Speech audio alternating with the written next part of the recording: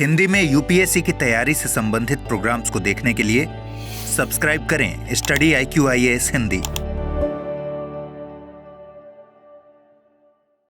Hello दोस्तों, आज हम बात करेंगे एक महत्वपूर्ण ऐतिहासिक मुद्दे पर और वो मुद्दा है कोंडाविडू का किला, जिसकी विरासत, उसका लचीलापन, उसका इतिहास, उसकी वास्तुकला और वर्तमान संदर्भ के सभी पहलुओं की चर्चा करेंगे।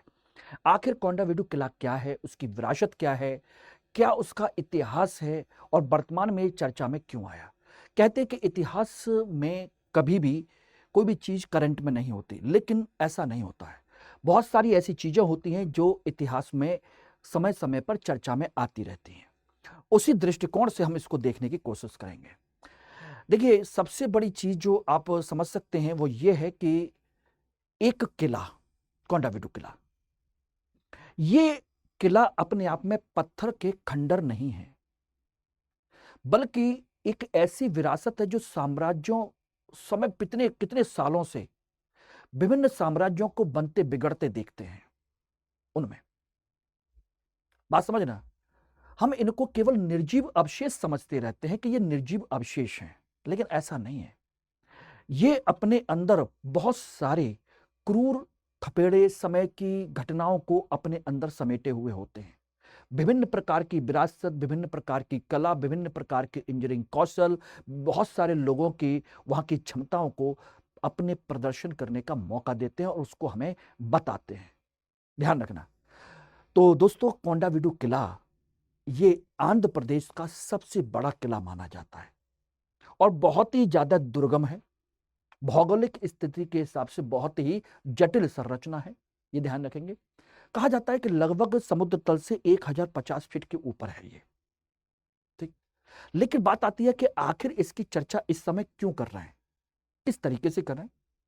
तो चलिए इस पर मैं चर्चा करूंगा डिटेल में। तो आप सभी लोग कृपया करके इस चैनल को सब्सक्राइब कीजिए, लाइक कीजिए और वीडियो को ज्यादा से ज्यादा शेयर कीजिए, जिससे कि सभी लोगों तक ये पहुंच सके।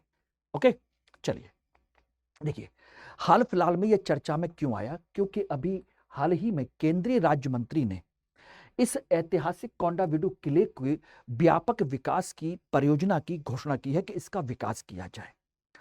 इसका उद्देश्य क्या है? इसका उद्देश्य है कि जो हमारी ऐतिहासिक विरासत है उसको सुरक्षित किया जाए, संरक्षित किया जाए और ज्यादा से ज्यादा पर्यटकों को यहां पर लाया जाए, पर्यटन को बढ़ावा दिया जाए। ये इसका एक मुख्य उद्देश्य है, ये ध्यान रखिएगा। और वैसे भी देखा जाए तो एक ऐतिहासिक विरासत तो है ही, और ऐतिहासिक विरासत को हमेशा संरक्षित करके रखना चाहिए, क्योंकि ऐतिहासिक विरासतें हमें इतिहास की, अतीत की बहुत सारी चीजों की जानकारियां देती हैं, कितनी सारी घटनाओं की साक्षी रहती हैं, कितनी सारी घटनाओं को उन्होंने हमें बताया हुआ होता है। तो आज इसी पर चर्चा कर रहे हैं, ध्यान रखिएगा। लेकिन इससे पहले मैं आप लोगों को बता दूं कि मेरे साथ इतिहास वैकल्पिक विषय अगर ज्वाइन करना चाहते हैं तो फटाफट 16 तारीख से आपका 16 ऑफ फेब से मेरा हिस्ट्री का बैच, फरवरी बैच स्टार्ट हो रहा है। और ये बात आप अच्छे से जानते हैं कि इतिहास वैकल्पिक विषय हिंदी माध्यम के लिए सबसे सूटेबल विषय है, जिसमें सबसे ज्यादा नंबर आप लेकर के आ सकते हैं, सबसे ज्यादा नंबर, ध्यान रखना। और मैं टारगेट कर रहा हूं कि आपको 300 प्लस नंबर आपको दिलवाए जाए, या 60% जो भी आप समझें, जिसको आसानी से आप ला सकते हैं, बहुत ही सरल भाषा में, बहुत कम कंटेंट को पढ़ करके मेरे साथ इस बैच को ज्वाइन करके आराम से ला सकते हैं, ध्यान रखना। और इस समय स्टडी IQ IAS आप लोगों को लिए 50% रैंकर बूस्टर सेल उपलब्ध करा रहा है, ठीक है ना। लेकिन ये ऑफर अभी लिमिटेड टाइम के लिए है, तो फटाफट अपने ऐप पर या वेबसाइट पर जाइए, स्टडी IQ की वेबसाइट को, ऐप को खोलिए और उसमें इतिहास वैकल्पिक विषय हिंदी को क्लिक कीजिए और वहां पर जाकर के फॉर्म नहीं भरना है, बस केवल आपको परचेज करना है, बाकी सब काम ऑटोमेटिक हो जाएंगे। लेकिन कोड उसमें MK लाइव लगाओगे तभी इतना डिस्काउंट आपको मिलेगा। तो जल्दी से अपनी सीट को सुरक्षित कीजिए मेरे साथ, यानी कि मनोज सर के साथ, ध्यान रखना। ओके, ध्यान रखना। और बाकी कोई भी दिक्कत हो, कोई भी प्रॉब्लम हो, तो आप मुझे यहां कांटेक्ट कर सकते हैं मेरी मेल आईडी पे, टेलीग्राम पर। और टेलीग्राम ग्रुप को जरूर ज्वाइन कर लीजिएगा, जिससे कि आपको टाइम टू टाइम सभी इंफॉर्मेशन मिलती रहे, ठीक है ना। लेकिन हाँ, कोर्स परचेज करते समय MK लाइव कोड लगाना मत भूलिएगा। चलिए बात करते हैं इसके बारे में। देखिए, आंध्र प्रदेश का गुंटूर जिले में कोंडावीडू गांव है, वहां पर स्थित है आपका सबसे बड़ा किला, जो कि समुद्र तल से उसकी जो ऊंचाई है 1050 फीट ऊंचा है। पहाड़ियों की श्रृंखला है और वर्तमान में आंध्र प्रदेश का सबसे बड़ा पहाड़ी किला है, सबसे बड़ा पहाड़ी किला। बात समझना। बात आती है कि इतना बड़ा पहाड़ी जो किला है, इसकी कुछ खास विशेषताएं भी हैं। ऐसा नहीं है, ये दुर्गम ढलान पर बना हुआ है और सबसे बड़ी चीज है कि ये जो किला बना हुआ है ये आपकी ग्रेनाइट की चट्टानों से बना हुआ है, ग्रेनाइट की चट्टानों से।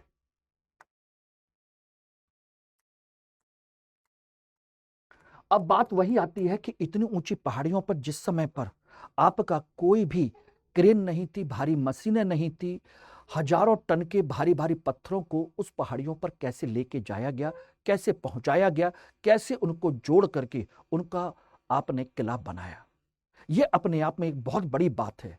और ये सब हो सकता है सिर्फ और सिर्फ एक चीज की वजह से, वो है उस पीरियड की इंजीनियरिंग स्किल की वजह से।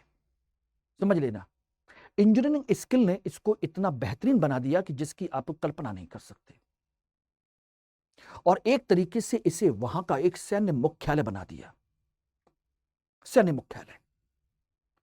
और ये सैन्य मुख्यालय बनाना ये शारीरिक या मानसिक कौशल का काम नहीं था, बल्कि एक सूक्ष्म राजनीतिक दृष्टिकोण था कि इतने ऊंचाई पर जाकर के इतने बेहतरीन किले का निर्माण करके जिसको कोई जीत ना पाए, जिसको आसानी से कोई हरा ना पाए, अपने आप को मजबूत करना था। और नीचे पूरे का पूरा घाटियां हैं जिस पर ऊपर बैठ करके आप आराम से घाटियों पर शासन कर सकते हैं, उन पर प्रभुत्व स्थापित कर सकते हैं।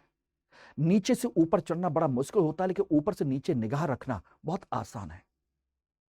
तो ये है। और आइए अब इसके इतिहास के संदर्भ में इसकी चर्चा करें, तो आपको मैं बताता चलता हूं ऐतिहासिक दृष्टिकोण से इसका इतिहास भी बड़ा रोमांचक है, बड़ा रोमांचक। जैसे हम बात करें तो किले का प्रारंभिक जो निर्माण है, ये तेलुगु चोड़ा जो शासक थे उन्होंने इसकी नींव रखी थी। तेलुगु चोड़ा शासकों ने, तेलुगु चोड़ा यहाँ के एक छोटा सा एक समुदाय, सारी चीजें थी, उन्होंने इस किले को निर्माण करना शुरू किया था। लेकिन बाद में जाकर के आप देखते होंगे काकतीय, ठीक है ना, वारंगल के काकतीय, काकतीय वंश के शासकों ने इसकी किलेबंदी की और इसको मजबूत किया, ध्यान रखना, और इसको मजबूत कर लिया। लेकिन काकतीय वंश के नष्ट होने के बाद यहां पर लगभग 1323 ईस्वी के आसपास यहां पर राजवंश शुरू हुआ रेड्डी वंशों का। और रेड्डी राजवंश जो है, जो इस युग के लिए, इस किले के लिए स्वर्णिम युग कहलाता है। 1323 में प्रोलाया बेम्मा रेड्डी ने इस किले पर कब्जा कर लिया और उन्होंने अपनी राजधानी अनगकी से राजधानी बदलकर कोंडावीडू में यानी कि यहां पर शिफ्ट कर ली। उनकी पहले राजधानी क्या थी? अडंकी, उसको बदल करके यहां पर शिफ्ट कर लिया और यहीं से उनका एक तरीके से ऐतिहासिक विरासत बनना शुरू हो गई।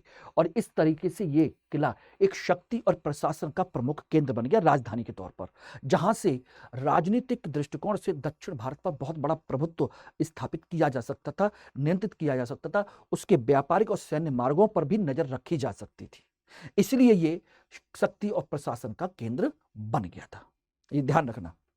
और इस दृष्टिकोण से देखा जाए तो ये इतना महत्वपूर्ण बन गया कि यहां पर गजपति शासक, उड़ीसा के गजपति शासकों ने इसको जीतने की कोशिश की और इसको जीत भी लिया।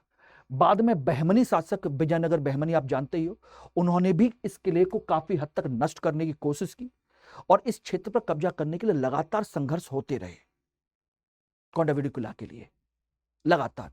उसके बाद देखोगे तो गोलकुंडा की सल्तनत, विजयनगर, गोलकुंडा, मुगल साम्राज्य, फ्रांसीसी और अंततः अंग्रेजों ने इस पर कब्जा किया। यानी कि इतने सारे सत्ताधीशों ने यहां पर कब्जा करके इस पर कंट्रोल किया और अपने आप को यहां स्थापित करने की कोशिश की। यानी कि सभी ने। आखिर ऐसा क्यों? ऐसी क्या खास बात है? तो खास बात थी इसका राजनीतिक और सामरिक महत्व, दृष्टिकोण उस दृष्टिकोण से काफी महत्वपूर्ण बन जाता है। लेकिन अब इसके अगर हम कला संस्कृति के दृष्टिकोण से देखें तो दोस्तों एक चीज ध्यान रखिएगा, ये बहुत अच्छी संस्कृति का मिलन भी है। इसमें हिंदू और इस्लामिक संस्कृति दोनों का एक अनूठा मिश्रण है, जिसमें आप देख सकते हो ये आपका मेहराब है और पत्थरों का प्रयोग है। मेहराब जनरली बनाए जाते थे ईंटों से, मेहराब गुंबद, लेकिन यहां पत्थरों से बनाए गए, जिसकी वजह से आज भी ये अडिग है। यानी कि एक मिलीजुली इंडो इस्लामिक संस्कृति का एक रूप है। यहां पर ग्रेनाइट पत्थर और चूना पत्थर गारा मिक्स करके इसको बनाया गया। ठीक है ना, काफी अच्छा बेहतरीन नमूने बनाए गए। और सबसे बड़ी चीज इसमें देखेंगे तो इसकी सुरक्षा के दृष्टिकोण से इस किले की विशाल ग्रेनाइट की दीवार है, पूरी की पूरी ग्रेनाइट की दीवार है, जिसमें ऐसे आपके 23 बुर्ज बने हुए हैं। रक्षात्मक दीवारें से जुड़े हुए 23 बुर्ज हैं वेस्टर्न्स, जहां पर आपकी सेना रह सकती है, सारी चीजें ऊपर से नजर रख सकते हैं दीवार के साइड में आराम से। और इसको तोड़ना करना आसान नहीं होता, आप समझ लीजिएगा। ठीक है ना, ध्यान रखिएगा नजर रखने के लिए। इसके अलावा इसमें मुख्य प्रवेश द्वार दो हैं, कोलेपल्ली दरवाजा और नादेला दरवाजा। ये दो दरवाजे हैं, मुख्यतः दो भव्य प्रवेश द्वार हैं यहां पर इस किले के अंदर जाने के लिए, जिनको आप आज देख सकते हो, आप जा सकते हो, घूम सकते हो। ठीक है ना। किले के भीतर की संरचनाओं में क्या क्या है, इसके भीतर देखिएगा आपकी धार्मिक संरचना है, इनमें मंदिरों के अवशेष भी हैं और एक मस्जिद भी है। नागरिक संरचना के अंतर्गत देखेंगे स्तंभ वाले हॉल हैं, स्ट्रक्चर हॉल, और साथ के साथ अन्नागार भी है यहां पर। अब सोचिए किले, किसी भी किले के भीतर अगर अन्न भंडार मौजूद हो, आपका एक अच्छा हॉल हो जहां पर लोग सुरक्षित रह सके, तो लंबे समय तक आप किसी भी युद्ध से अपने आप को बचा सकते हो, किसी भी युद्ध से आराम से बचा सकते हो। और यही चीज थी यहां पर जो इसको बहुत मजबूत और बहुत बढ़िया बनाती है। ठीक है ना। इसके अलावा एक चीज और भी थी, वो थी यहां पर जल संरक्षण प्रणाली यहां की बेहतरीन। तो अन्न भंडार जो होते हैं वो युद्ध के समय में आपके लिए अतिरिक्त सुरक्षा देते हैं, भरण पोषण के लिए आपको मजबूत करते हैं। यानी टोटल रेजिस्टेंस की आपकी रणनीति का एक हिस्सा जहां पर इन लोगों ने अन्न भंडार बनवाए थे।